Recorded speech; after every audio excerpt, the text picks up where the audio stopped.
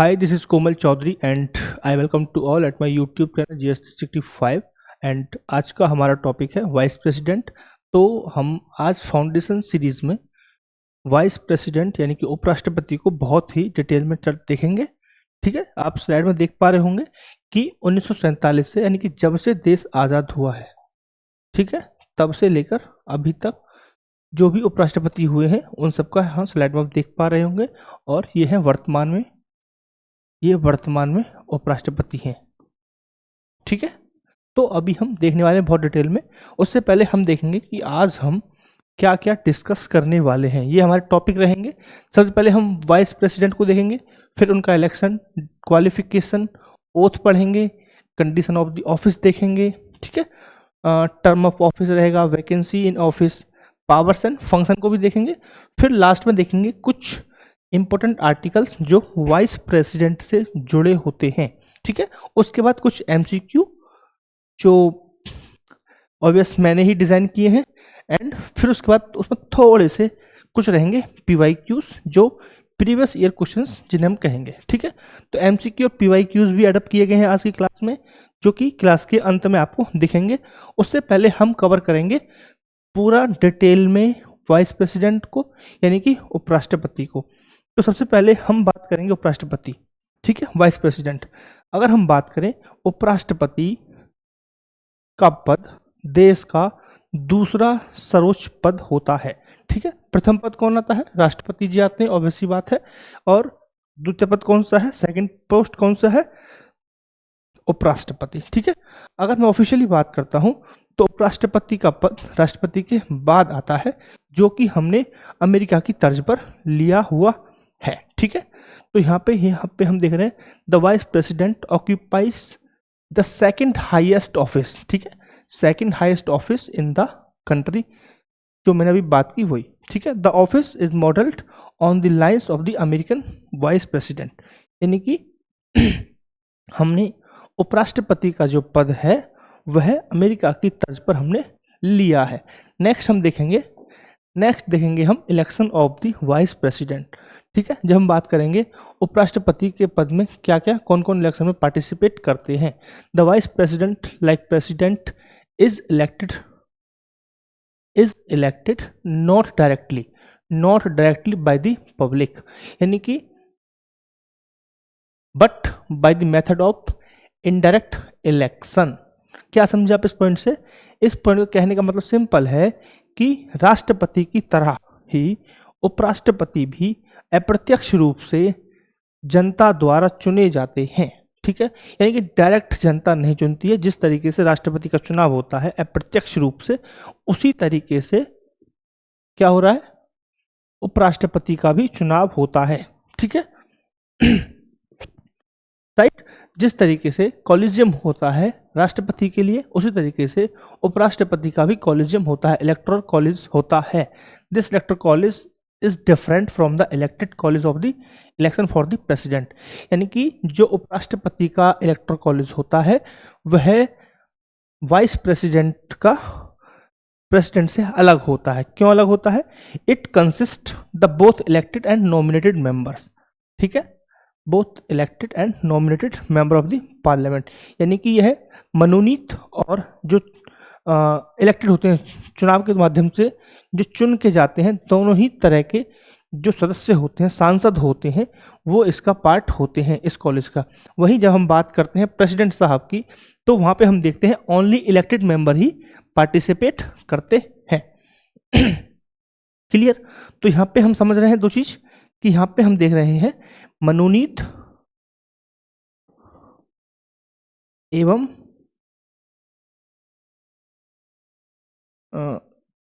Elected, नियुक्त नहीं कहेंगे, चुनाव के माध्यम से जो जाएंगे उनको क्या है? चयनित लिख लो, इलेक्टेड ही लिख देता हूँ, है ना।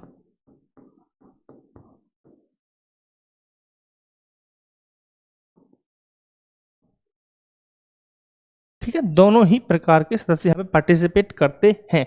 वहीं हम बात करें राष्ट्रपति की, तो राष्ट्रपति में प्रेसिडेंट में केवल और केवल इलेक्टेड सदस्य ही पार्टिसिपेट करते हैं।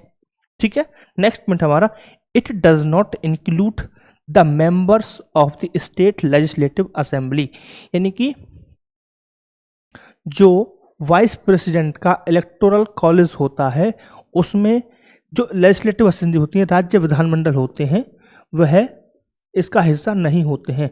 राज्य विधानमंडल हिस्सा नहीं होते हैं, यानी कि राज्य विधानमंडल इसका पार्ट नहीं होते हैं। वहीं अगर मैं राष्ट्रपति साहब की बात करूं तो राज्य विधानमंडल पार्टिसिपेट करते हैं। ऐसा क्यों है? तो इसका उत्तर संविधान सभा में डॉक्टर भीमराव अंबेडकर ने दिया था। उनका यह मानना था कि राष्ट्रपति राष्ट्र का प्रमुख होता है और उसमें केंद्र और राज्य दोनों की प्रशासनिक शक्तियां निहित होती हैं। अतः उसके चुनाव में यह आवश्यक हो जाता है कि न केवल संसद के सदस्य अपितु या बल्कि राज्य विधायिका सदस्य भी भाग लें। परंतु जब हम बात करते हैं उपराष्ट्रपति की, जब हम बात करते हैं वाइस प्रेसिडेंट की, तो उसके कार्य सामान्य होते हैं, जिस कारण उसके चुनाव में राज्य विधायिकाओं का शामिल होना कोई आवश्यक नहीं लगता है। क्योंकि जब हम बात करते हैं उपराष्ट्रपति साहब की, तो उपराष्ट्रपति का सिर्फ और सिर्फ कार्य होता है राज्यसभा की अध्यक्षता करना और कभी कभी राष्ट्रपति की अनुपस्थिति में कार्यवाहक राष्ट्रपति के रूप में कार्य करना। जो कार्यवाहक राष्ट्रपति के रूप में कार्य करेंगे वो कभी कभी बहुत ही रेयर देखने को मिलता है, वो एक सामान्य घटना नहीं है। इसलिए उपराष्ट्रपति के चुनाव में राज्य विधायिकाओं को शामिल होना आवश्यक नहीं लगता है। यह कथन थे डॉक्टर भीमराव अंबेडकर के। ठीक है, जब उनसे पूछा गया था कि उपराष्ट्रपति के चुनाव में राज्य विधानमंडल को क्यों शामिल नहीं किया जा रहा है। ठीक है, अब आते हैं नेक्स्ट, हम बात करेंगे। उससे पहले एक चीज समझिए, चुनाव प्रक्रिया की जो हम बात कर रहे हैं, लेकिन दोनों की चुनाव प्रक्रिया समान थी। हमने भी बात की कि दोनों को अप्रत्यक्ष रूप से चुना जाता है, दोनों की चुनाव प्रक्रिया समान है। अर्थात जिस तरीके से हमने बात की है बहुत डिटेल में कि एकल संक्रमणी मत के द्वारा, ठीक है, चुनाव किया जाता है राष्ट्रपति साहब का, उसी तरीके से एकल संक्रमण मत के द्वारा ही उपराष्ट्रपति का चुनाव किया जाता है। ठीक है, और जिस तरीके से राष्ट्रपति का चुनाव गुप्त मतदान होता है, राष्ट्रपति का मतदान गुप्त होता है, उसी तरीके से उपराष्ट्रपति का भी मतदान गुप्त तरीके से ही होगा। ठीक है, यह व्यवस्था कहाँ से ली गई है इस तरह का चुनाव? तो इस तरह का चुनाव हमें देखने को मिलता है आयरलैंड में, जहां से हमने यह व्यवस्था ली है। ठीक है, अब हम बात करेंगे क्वालिफिकेशंस को लेके, यानी कि अर्हता यानी कि योग्यताओं को लेके। अब हम बात करेंगे कि उपराष्ट्रपति के लिए क्या क्या योग्यताएं होनी चाहिए। A person should fulfil the following qualifications, यानी कि एक व्यक्ति को निम्नलिखित योग्यताएं पूर्ण करनी होनी चाहिए। He should be a citizen of India, वह भारत का नागरिक होना चाहिए। He should have complete 35 years of the age, कम से कम उसकी उम्र कितनी होनी चाहिए? वह 35 वर्ष की आयु पूरी कर चुका हो। नेक्स्ट पॉइंट हमारा, he should be qualified for the election as a member of Rajya Sabha, यानी वह राज्यसभा का सदस्य बनने के लिए योग्य हो। ठीक है, तो ये थी हमारी योग्यताएं फॉर द वाइस प्रेसिडेंट। एक और है, ही should not hold any office of the profit, यानी कि वह कोई लाभ का पद ग्रहण नहीं करेगा। कहां पर? Under the union government, any state government, any local authority और एनी अदर पब्लिक अथॉरिटी, यानी कि अगर मैं बात करूं, वह केंद्र सरकार, राज्य सरकार या फिर किसी स्थानीय प्राधिकरण या अन्य किसी सार्वजनिक प्राधिकरण के अंतर्गत किसी लाभ के पद पर वह कार्य नहीं कर सकता है। ठीक है, तो ये सब किस में आएंगी? ये उसकी अर्हता में आएंगी। ऐसा कोई व्यक्ति क्या कर सकता है? उपराष्ट्रपति पद के लिए दावेदारी कर सकता है अगर वह भारत का नागरिक है, 35 आयु पूरी कर चुका है और वह राज्यसभा सदस्य बनने के योग्यता रखता है और किसी लाभ के पद पर नहीं है, तो वह डेफिनेटली उपराष्ट्रपति पद के उम्मीदवार के रूप में पर्चा भर सकता है। ठीक है, नेक्स्ट पॉइंट पे मैं आ रहा हूं कि जो वर्तमान जैसे कि अभी क्या है, कोई व्यक्ति है जो राष्ट्रपति है या फिर उपराष्ट्रपति पहले से ही है या फिर किसी स्टेट का वो राज्यपाल है ना, या फिर सेंट्रल लेवल पे मंत्री है या फिर स्टेट लेवल पे कोई मंत्री है, तो ऐसे जो पद हैं इन्हें लाभ के पद के रूप में नहीं माना जाता है।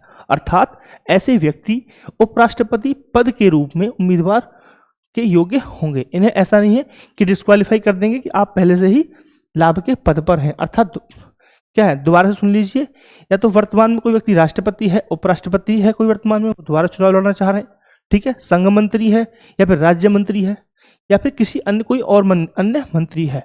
तो इस तरह के जो पद हैं, इन सबको लाभ के पद के रूप में नहीं देखा जाता है, नहीं माना जाता है। अर्थात इन सब पर अगर कोई पद पर कोई व्यक्ति है तो वह उपराष्ट्रपति पद के रूप में दावेदारी कर सकता है, उम्मीदवारी के लिए योग्य होता है, ठीक है।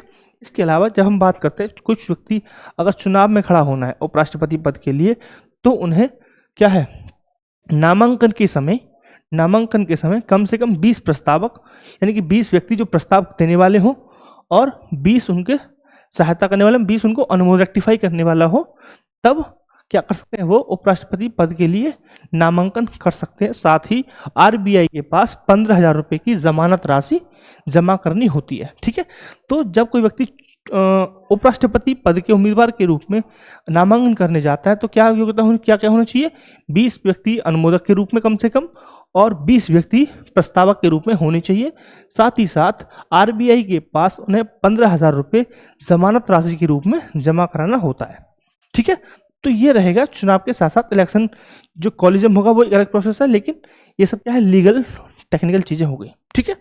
अब आते हैं नेक्स्ट टॉपिक क्या है, नेक्स्ट हमारा है ओथ, शपथ की हम बात करें तो before the entering upon his office the vice president has to make and subscribe to an oath, यानी कि अपने ऑफिस में एंट्री करने से पहले, पद ग्रहण करने से पहले क्या करना होगा, उपराष्ट्रपति को शपथ या अफर्मेशन यानी कि प्रतिज्ञान, ठीक है, यानी कि शपथ लेनी होगी, ठीक है, प्रतिज्ञा वगैरह छोड़कर शपथ से काम चला लो, ठीक है, शपथ लेनी होगी।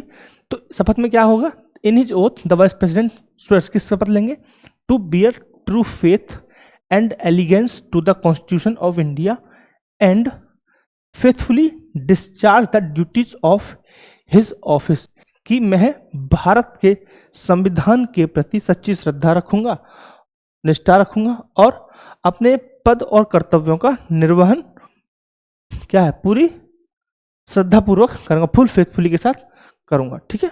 नेक्स्ट है द ओथ ऑफ ऑफिस, ये पॉइंट याद रखने लायक है, the oath of office to the vice president is administered by the president, यानी कौन ओथ दिलाएंगे, ओथ दिलाएंगे प्रेसिडेंट या फिर कोई और व्यक्ति appointed in that behalf of him, यानी कि शपथ कौन दिलाएगा, शपथ दिलाएंगे राष्ट्रपति या फिर राष्ट्रपति के द्वारा एक कोई व्यक्ति जो शपथ दिलाने के लिए नियुक्त किया गया है, ठीक है। तो क्वेश्चन आएगा कि उपराष्ट्रपति को शपथ कौन दिलाता है, तो आप सिंपल तरीके से बताएंगे राष्ट्रपति, या फिर अगर राष्ट्रपति ऑप्शन में नहीं है, ऑप्शन में यह है कि राष्ट्रपति द्वारा नियुक्त किया गया कोई व्यक्ति, ठीक है, तो वो भी क्या है, वो भी करेक्ट माना जाएगा। तो आपको दोनों पॉइंट समझने हैं, राष्ट्रपति या फिर राष्ट्रपति के द्वारा चुना गया कोई व्यक्ति, ठीक है। तो आप आई होप कि अब बहुत अच्छे तरीके से समझ गए होंगे चीज, ठीक है, क्लियर है पॉइंट। नेक्स्ट आइए, नेक्स्ट हमारा है कंडीशन ऑफ द ऑफिस, यानी कि उपराष्ट्रपति के पद की शर्तें, क्या शर्तें होंगी, the constitution lays down the following two condition of the vice president's office, यानी कि वाइस प्रेसिडेंट्स की जो का ऑफिस है उसके संबंधित क्या है, संविधान में 2 शर्तें दी गई हैं, he should not be a member of either house of parliament और house of the state legislative assembly, यानी कि सिंपल मैनर में कि वह संसद के किसी भी सदन या फिर राज्य विधायिका के किसी भी सदन का सदस्य नहीं होना चाहिए, ठीक है। अगर ऐसा होता है तो क्या होगा, अगर ऐसा कोई व्यक्ति उपराष्ट्रपति के रूप में निर्वाचित होता है तो यह माना जाता है कि उपराष्ट्रपति का पद ग्रहण करने की तिथि डेट से ही उसने जिस सदन का वो सदस्य है, चाहे वो पार्लियामेंट का है चाहे वो स्टेट लेजिस्लेटिव असेंबली का सदस्य है, उस सीट को उसने क्या कर दिया है, रिक्त कर दिया है, खाली कर दिया है, ठीक है। तो बहुत ही मैं एकदम मतलब मास्टर वाली भाषा सिखा रहा हूँ, उसके लिए एक्सट्रीमली सॉरी है ना, क्योंकि इंग्लिश टू हिंदी चल रहा है ना, तो सिस्टम क्या चल रहा हूँ हम लोग, ठीक है। तो क्या हो गया कि वह जब वो ऑफिस ज्वाइन कर रहा है वाइस प्रेसिडेंट के रूप में, तो क्या होगा, वो अगर पार्लियामेंट का सदस्य है या फिर स्टेट लेजिस्लेटिव का सदस्य है तो उसके पद क्या माने जाएंगे, खाली माने जाएंगे, रिक्त माने जाएंगे उस समय पर जब वो ऑफिस की शपथ ले लेगा उस as a vice president. If any such person is elected vice president he is deemed to have vacate his seat in the house on the date of which enter upon his office as a vice president. ये मैं आपको बोल चुका हूँ, simple जो मैंने समझाया था वो यहाँ पे लिखा हुआ है। ही should not hold any office of profit, same point, कि वह कोई लाभ का पद ग्रहण नहीं कर सकता है। ठीक है, तो जब हम बात कर रहे हैं कि वाइस प्रेसिडेंट के ऑफिस की दो शर्तें हैं, कौन कौन शर्तें हैं, तो कि वह पहले तो जब वो as a vice president join करता है अपने ऑफिस, तो अगर वो मेंबर ऑफ पार्लियामेंट हैं या फिर मेंबर ऑफ एसएलए हैं, स्टेट लेजिस्लेटिव असेंबली के सदस्य हैं, तो क्या होगा, दोनों ही मामले में दोनों ही हाउसेस में उनकी सीट खाली मानी जाएगी, पहली बात। दूसरा, वह ऑफिस ऑफ प्रॉफिट ज्वाइन नहीं कर सकते, यानी कि किसी लाभ के पद पर नहीं जा सकते हैं जब वो वाइस प्रेसिडेंट के रूप में कार्य कर रहे हैं तो। ठीक है, ये दो शर्तें हैं आपको, अगर आप ऑफिस ज्वाइन कर रहे हैं तो आपको इन्हें फॉलो करना पड़ेगा, अदरवाइज क्या है, फिर आप योग्य नहीं रहेंगे, आप लाभ के पद पर रहेंगे तो योग्य नहीं, अयोग्य हो जाएंगे, तो आप क्या है, चुनाव ही नहीं लड़ पाएंगे ना, फिर भाई आप इलेक्शन ही नहीं लड़ पाएंगे, तो पॉइंट ही खत्म हो जाता है फिर। ठीक है, आइए नेक्स्ट हमारा है term of office. Term of office, the vice president holds office of a term 5 years।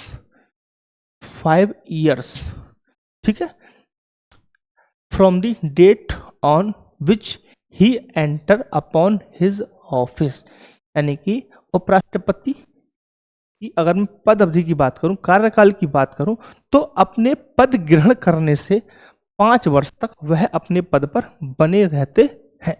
ठीक है, clear. How ever he can resign from his office at any time, यानी कि वो एट एनी टाइम रिजाइन कर सकते हैं by the addressing the resignation to the letter to the president. ठीक है, बचपन की एप्लीकेशन याद आ गई, टू द प्रिंसिपल। ठीक है, सो यानी कि वह जब अपने ऑफिस को ज्वाइन करते हैं, पद ग्रहण करने से 5 वर्ष तक अपना कार्यकाल है उनका पूरा कर सकते हैं, या फिर अगर उन्हें किसी समय पर लगता है कि वो अपना पद छोड़ना चाहते हैं तो अपना त्यागपत्र राष्ट्रपति को देकर तुरंत किसी भी समय अपना पद छोड़ सकते हैं। ठीक है, ये लिखा हुआ है यहाँ पे।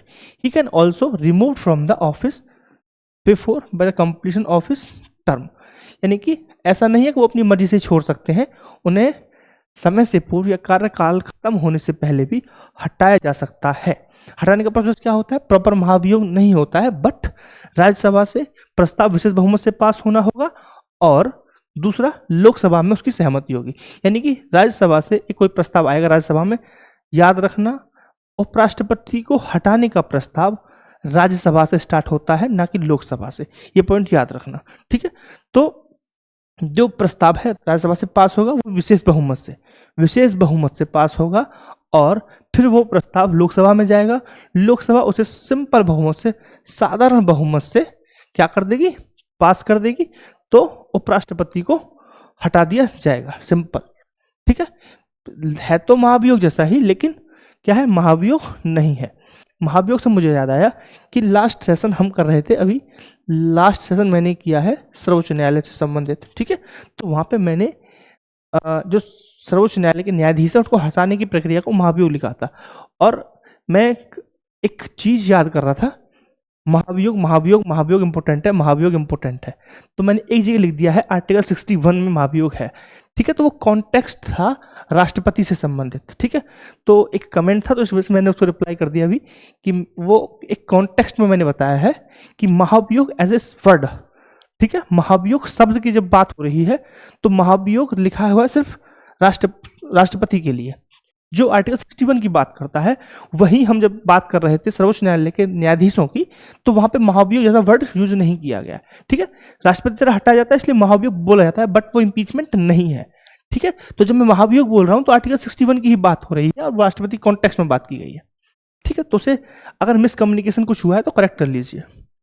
ठीक, तो ये इसी तरीके से मैं यहाँ बोल रहा हूँ कि यह महाभियोग नहीं है, प्रोसेस महाभियोग जैसा है कि संसद ही हटाएगी, ठीक है, लेकिन ये महाभियोग नहीं है। ठीक, इसमें एक और फंडा है कि जो ऐसा प्रस्ताव है, जो ऐसे प्रस्ताव लाए जाएंगे उसके लिए पहले 14 दिन का नोटिस देना होगा। ठीक है, क्लियर है पॉइंट?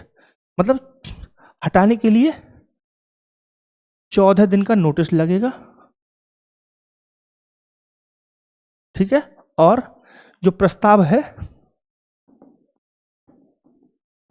प्रस्ताव राज्यसभा से स्टार्ट होगा, राज्यसभा से प्रारंभ,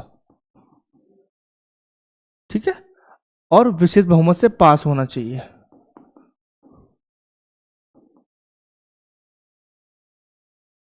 ठीक है, और लोकसभा इसे साधारण बहुमत से पास कर देगी।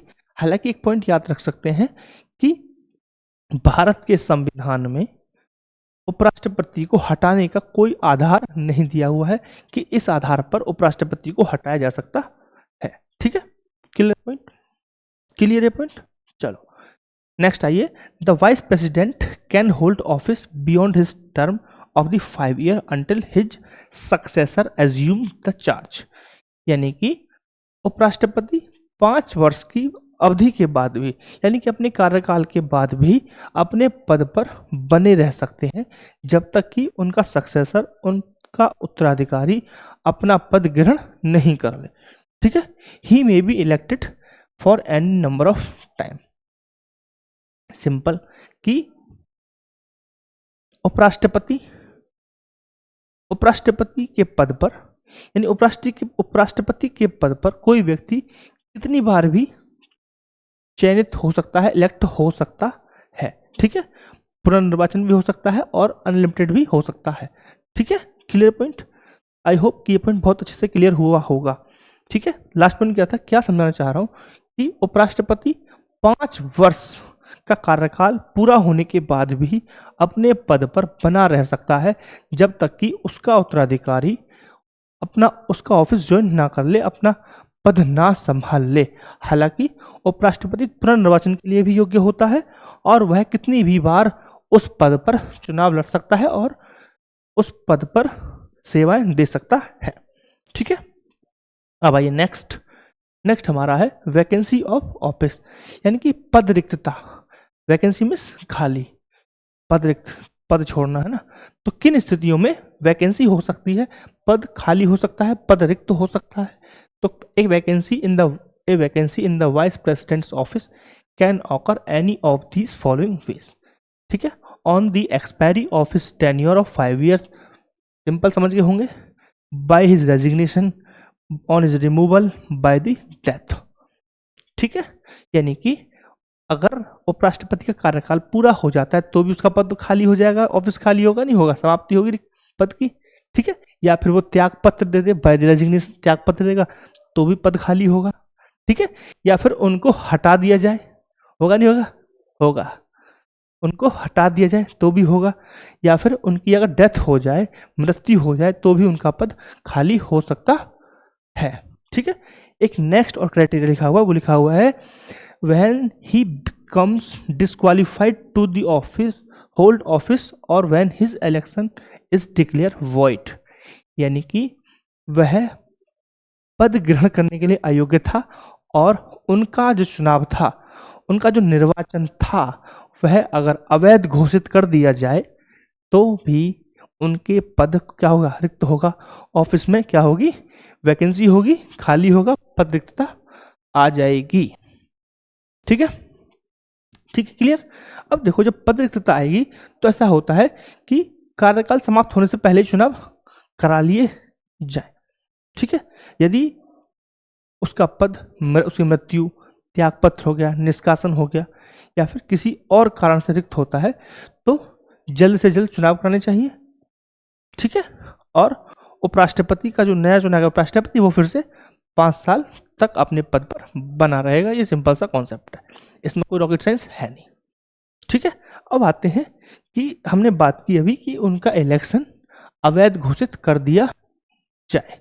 तो मेरे को ये बताइए कि चुनाव से संबंधित जो विवाद होगा, चाहे वो राष्ट्रपति का हो चाहे वो उपराष्ट्रपति का हो, हमने अभी क्लास डिस्कस की थी लास्ट क्लास में, जब हम बात कर रहे थे सर्वोच्च न्यायालय का मूल अधिकार।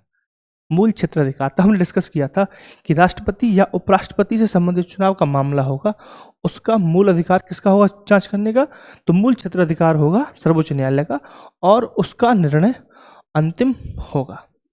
ये हम डिस्कस कर चुके हैं। आई होप आपको याद भी होगा बहुत अच्छे से, लेकिन जिनको याद नहीं है उनके लिए all the very best. What can I do ना। तो भाई पढ़ लीजिए, कुछ नहीं रखा इन बातों में, नहीं तो लेना पड़ जाएगा हाथों में कटोरा अगर नहीं पढ़ोगे तो। ठीक है, चलो बैक टू टॉपिक।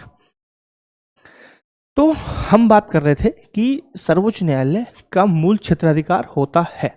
ठीक, वहीं अगर कोई व्यक्ति, जैसे निर्वाचन मंडल था, उसमें कोई सदस्य अनुपस्थित है, ठीक है, निर्वाचन मंडल पूरा नहीं है, तो क्या इस आधार पर चुनौती दी जा सकती है कोर्ट में? क्या इस आधार पर सर्वोच्च न्यायालय चुनाव को अवैध घोषित कर सकता है? जी नहीं, इस आधार पर चुनौती नहीं दी जा सकती है कोर्ट में। ठीक है, क्लियर ये पॉइंट। अगर निर्वाचन मंडल में कोई सदस्य अनुपस्थित है, उपस्थित नहीं है, तो इस आधार पर आप सर्वोच्च न्यायालय में उपराष्ट्रपति के चुनाव को अयोग्य घोषित नहीं कर सकते, ना ही चुनौती दे सकते हैं कि फलाने सिंह सदस्य उपस्थित नहीं थे, निर्वाचन मंडल पूरा नहीं था, हमारे सदस्य आए नहीं थे, हमारे सदस्य बैंकॉक चले गए थे, तो वहाँ से वो आ नहीं पाए हैं, तो वो वोट नहीं दिए हैं, इस वजह से ये जीत गए, सर इसको वॉइड घोषित कर दिए। तो ऐसा नहीं होगा माय डियर फ्रेंड, नहीं होगा ना, नहीं होगा। ठीक है, क्लियर। दूसरा पॉइंट पे आता हूँ। नेक्स्ट पॉइंट है मेरा कि अगर किसी केस में वाइस प्रेसिडेंट साहब जो है वो अवैध पाया गया, वाइस प्रेसिडेंट का चुनाव अवैध घोषित कर दिया गया, तो उनके द्वारा किए गए कार्य अवैध घोषित नहीं किए जाएंगे, उनकी प्रभावशीलता बनी रहेगी।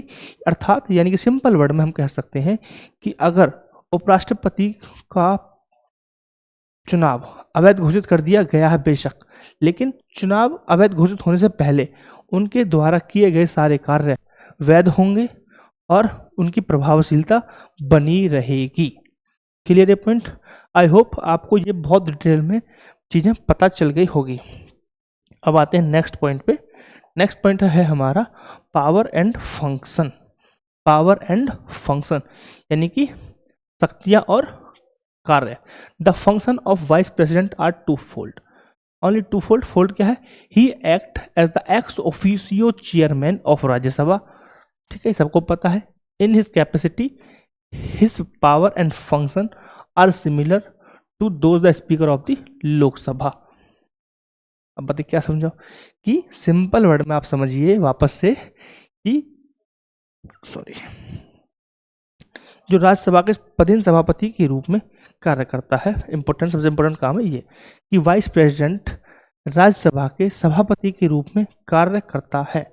ठीक है, यह उसी तरह कार्य करता है जिस तरीके से लोकसभा का स्पीकर लोकसभा में अध्यक्षता करता है। हालांकि हमने जो उपराष्ट्रपति का पद है, उपसभापति का पद है, वो हमने अमेरिका से लिया है। जिस तरीके से अमेरिका का उपराष्ट्रपति सीनेट का अध्यक्ष होता है, उसी तरीके से हमारे यहाँ भी उपराष्ट्रपति राज्यसभा का चेयरमैन होता है।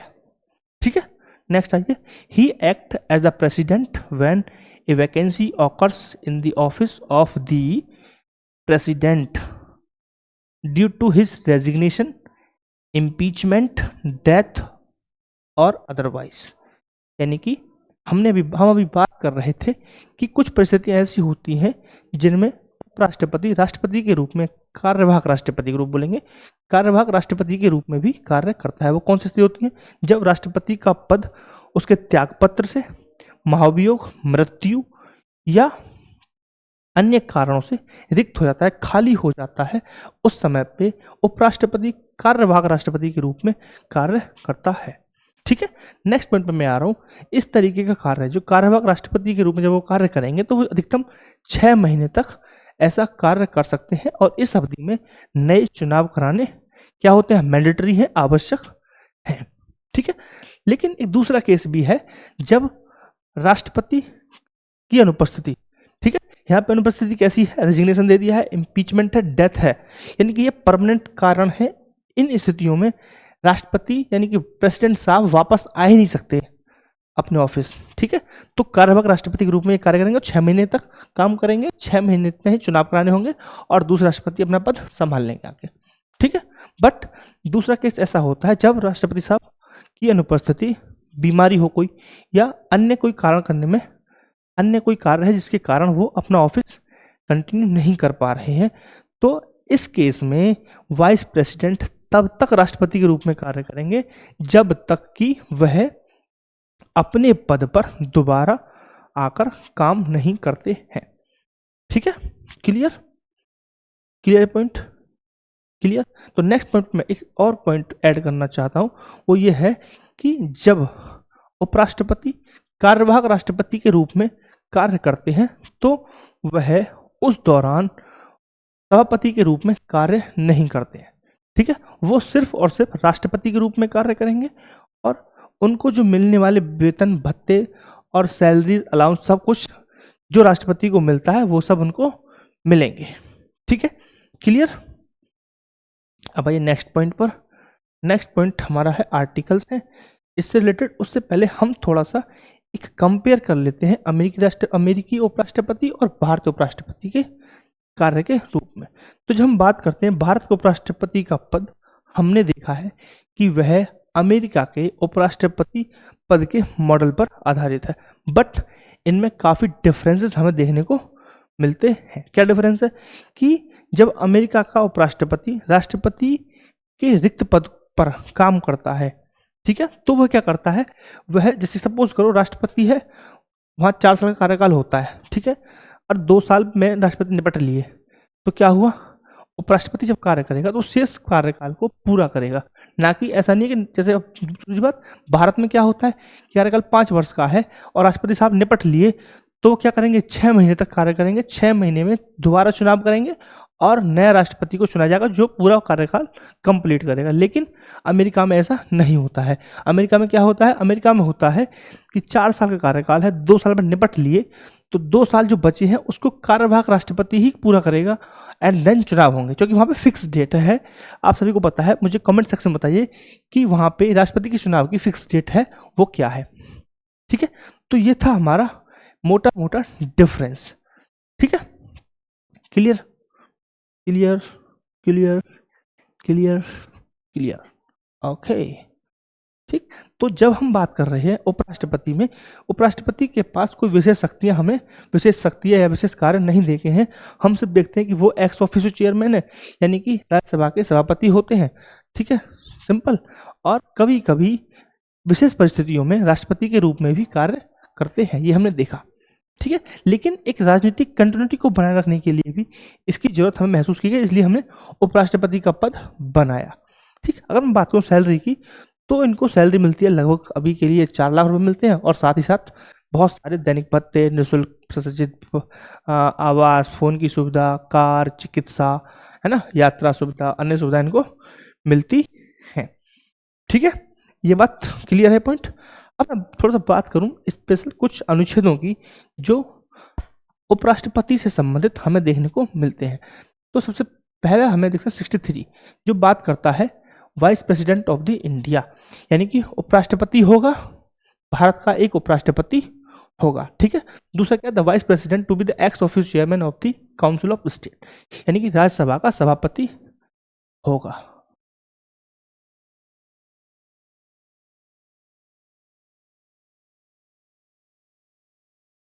राज्यसभा का सभापति होगा। The vice president to act as the president और discharge his function during the casual vacancy in the office during his absence and president. जो हम बात कर रहे थे उनकी अनुपस्थिति में जो कार्य करेंगे उसको लिखा गया है आर्टिकल 65 में। ठीक है, election of vice president article 66, term of office 67, time of holding election to fill the vacancy office vice president and term of the office of person elect to fill the casual vacancy article 68। इसी तरीके से oath 69 में दिया हुआ है। ठीक ठीक, और सबसे इंपॉर्टेंट आर्टिकल आर्टिकल 71 क्या कह रहा है, matter relating to the connected with the election of vice president. कौन देखेगा, जुड़े हुए मामले, सर्वोच्च न्यायालय। ठीक है, तो ये थे इंपॉर्टेंट आर्टिकल। याद कैसे रख सकते हैं, देखो जो फर्स्ट वर्ड से बनाते हैं मुझे नहीं लगता वो इंपॉर्टेंट रहता, आप इस तरीके से जा सकते हैं। सबसे पहले 63 से 71 तक रहेगा हमारे आर्टिकल, ऐसे याद रखिए। सबसे पहले राष्ट्रपति होगा, राष्ट्रपति है, सॉरी उपराष्ट्रपति है। उपराष्ट्रपति के बाद क्या है कि वो राज्यसभा के सभापति होते हैं। पहला उपराष्ट्रपति होगा, फिर वो सभापति होंगे, ठीक है। फिर नेक्स्ट पॉइंट है जी कि वो सभापति तो होंगे, वो राष्ट्रपति के रूप में भी कार्य करेंगे। यानी कि पहले उपराष्ट्रपति है, फिर उसके कार्यों को जिक्र किया गया है। कार्य क्या है कि पहले वो सभापति होगा, दूसरे में क्या है कि वो राष्ट्रपति के रूप में भी कार्य कर सकते हैं, ठीक। फिर बात होगी भाई चुनाव की, तो बात होनी चाहिए, फिर चुनाव की बात होगी। चुनाव के बाद कार्यकाल तो फिक्स होना चाहिए, फिर कार्यकाल की बात होगी। कार्यकाल के बाद फिर जो उनके जो ऑफिस की जो इलेक्शन प्रोसीजर है, क्या इसकी पूर्ति करने के लिए जो निर्धारित समय है 6 महीने का, उसकी बात होगी। भाई पहले ऑफिस वाइस प्रेसिडेंट हो गया, फिर वैकेंसी फुल करने का हो गया, फिर शपथ की बात कब करोगे बाबूजी, शपथ बात होगी। सब कुछ बात हो चुका है, लेकिन उनके कार्य का फंक्शन की बात नहीं हुई है अभी, तो फंक्शन की बात होगी। फिर बात होगी 71 के उससे संबंधित जो भी डिस्कशन होगा, कुछ विवाद होता है तो मूल अधिकार किसका होता है निपटारा करने का, तो वो सर्वोच्च न्यायालय का होता है। तो इस तरीके से आप इसे कनेक्ट करके पढ़िए कि पहले उपराष्ट्रपति होगा, दूसरी बार जब हम देखेंगे तो उपराष्ट्रपति सभापति होंगे। फिर क्या होगा, सभापति के बाद क्या होगा कि वह राष्ट्रपति के रूप में भी कार्य कर सकते हैं। नेक्स्ट आर्टिकल क्या होगा, उनसे उनके इलेक्शन से संबंधित होगा। उससे नेक्स्ट आर्टिकल क्या होगा, तो कार्यकाल से संबंधित होगा। उससे नेक्स्ट आर्टिकल क्या होगा कि जो वाइस प्रेसिडेंट हैं उपराष्ट्रपति कार्यकाल के दौरान जो उनकी रिक्ति होगी, जो चुनाव का है, आकस्मिक समय चुनाव होंगे, 6 महीने का जो कार्यकाल सिस्टम है वो वाला दिया हुआ आर्टिकल 68 में। फिर सब कुछ हो गया, शपथ की बात होगी, फिर शपथ की बात होगी, प्रेसिडेंट फंक्शन जो होगा वो बात होगा, एंड फिर होगा 71, ठीक है, क्लियर। तो इन चीज़ों को इस तरीके से याद कीजिए आप। इनको जो आर्टिकल्स हैं इस तरीके से ही याद रखेंगे तो ज़्यादा होगा। इनमें सीक्वेंस दिखेगा आपको, जब आप प्रेसिडेंट पढ़ेंगे तो भी सीक्वेंस दिखेगा कि पहले प्रेसिडेंट होगा, फिर उसके कार्य होंगे, फिर इस तरीके से होगा। तो इस सीक्वेंस से ही बना हुआ है, आप थोड़ा ध्यान से देखेंगे तो, ठीक है। अब बढ़ते हैं नेक्स्ट, हमारे आगे क्वेश्चन सेशन। अब स्टार्ट करेंगे हम क्वेश्चन सेशन। तो फर्स्ट क्वेश्चन है, who is the current vice president of the India. Current vice president कौन है बताइए। ऑप्शन ए है जगदीप धनखड़, एम वेंकैया नायडू, धर्मेंद्र प्रधान, नरेंद्र दास मोदी। बताइए सर करेक्ट ऑप्शन क्या है। करेक्ट ऑप्शन है जगदीप धनखड़। प्रेजेंट में ये है, इससे पहले वेंकैया नायडू जी थे, लेकिन अभी के लिए करेक्ट ऑप्शन क्या है, जगदीप धनखड़। आइए next question, which article of the Indian constitution deal with the election of vice president. Article 64, article 68, article 66, article 62। तो करेक्ट ऑप्शन है आर्टिकल 66। अभी हमने बात की थी चुनाव से संबंधित जो आर्टिकल है वो कौन सा है, article 66, election of the president, ठीक है। तो इस तरीके से आपको क्वेश्चन देखने को मिल जाएंगे, ठीक है। तो आर्टिकल 64 में क्या है बताओ। आर्टिकल 63 राष्ट्रपति था, उसमें क्या था, नेक्स्ट क्या था, नेक्स्ट क्या था, नेक्स्ट था सभापति वाला, तो यहाँ सभापति हो गया, ठीक है। इसी तरीके से नेक्स्ट आर्ट 68 याद करो, 68 में क्या था, जो कार्यकाल बता रहा था कि 6 मंथ में आपको वापस से चुनाव कराने पड़ेंगे, वो वाला 68 हो गया। 62 में क्या था, 62 राष्ट्रपति से संबंधित है ही नहीं, ठीक है। तो इस तरीके से आप करेंगे। आइए नेक्स्ट क्वेश्चन पे। नेक्स्ट क्वेश्चन है हमारा, what is the term of office of the vice president. क्या है, 4 साल, 5 साल, 6 साल, 7 साल। बच्चा भी कर देगा 5 साल, इसे गलत करेगा तो बेवकूफ बन जाओगे। How is the vice president of India elected. किस तरीके से इलेक्ट किया जाता है, यानी कि इलेक्टोरल कॉलेज का कौन कौन पार्ट होते हैं। By direct election of the people, बिल्कुल गलत जवाब। इनडायरेक्ट होता है। By an electoral college of the parliament, by president, ये गलत जवाब। बाय द प्राइम मिनिस्टर, गलत जवाब। तो करेक्ट आंसर क्या है, by the electoral college of the parliament, ठीक है। आप सभी को पता है nominated and nominated plus elected दोनों ही पार्टिसिपेट करते हैं, ये बात हम पढ़ चुके हैं पहले, ठीक है। नेक्स्ट क्वेश्चन पर आइए, which of the following statement is true about the vice president of the India. He is elected by the member of Lok Sabha only, Lok Sabha only, he is elected by the member of Rajya Sabha only, he is elected by an electoral consisting member of both houses of the parliament, he is nominated of the president. तो बिल्कुल निखालस गलत है, nominated तो बात ही नहीं होगी, निखालस गलत है। एक तो होता है गलत, एक होता है सरासर गलत, ये है निखालस गलत। ठीक है, तो हमने अभी बात की थी इलेक्टोरल में, अभी मैंने लास्ट क्वेश्चन में भी लिखा है कि इलेक्टोरल में किस कौन होते हैं, पार्लियामेंट, यानी कि लोकसभा और राज्यसभा दोनों की बात की गई है, एक की बात नहीं है। तो लोकसभा ओनली गलत हो गया, राज्यसभा ओनली भी गलत हो गया। तो करेक्ट आंसर क्या हो गया, करेक्ट आंसर हो गया हमारा ऑप्शन नंबर सी। ठीक है, नेक्स्ट क्वेश्चन पर आइए, who administers the oath of the office to the vice president, यानी कि वाइस प्रेसिडेंट को शपथ कौन दिलाता है, chief justice of India, president of India, prime minister of India, speaker of the Lok Sabha. इसकी तो बात ही नहीं की थी, इसकी बात ही नहीं हुई थी, इसकी बात नहीं हुई थी, इसकी बात हुई थी कि प्रेसिडेंट ऑफ इंडिया को शपथ दिलाएंगे या फिर इनके द्वारा इलेक्टेड कोई पर्सन, इलेक्टेड नहीं अपॉइंटेड, इलेक्टेड नहीं बोलेंगे अपॉइंटेड बोलेंगे। ठीक है, अपॉइंट